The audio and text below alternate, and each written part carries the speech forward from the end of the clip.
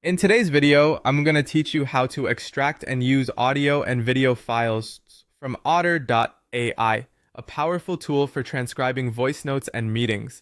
Whether you're a student trying to capture the essence of a lecture or a professional looking to distill insights from a meeting, this process can be incredibly useful and straightforward. Let's take it step by step.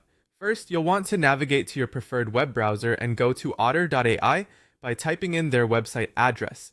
Once you've reached the homepage, if you haven't already logged in, make sure you do so with your credentials.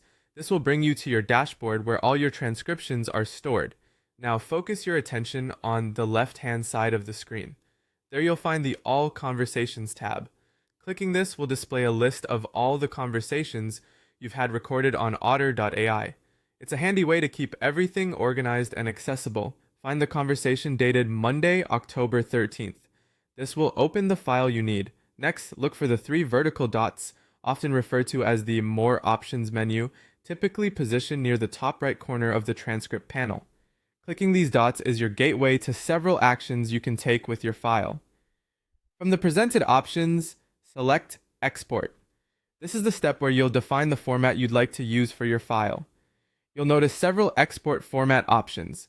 Today we are focusing on extracting an audio file, so your choice will be the MP3 format. This format is widely compatible with most audio players, making it an excellent choice for general use.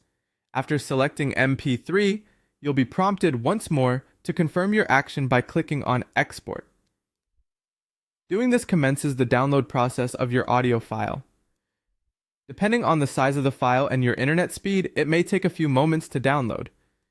Be patient and allow it to complete. Once the download is finished, you can find the file either directly from the browser's download bar, usually at the bottom of your browser window, or in your computer's designated download folder. With the MP3 file now ready for use, you have the flexibility to listen to it on your device, share it with collaborators, or integrate it into various projects.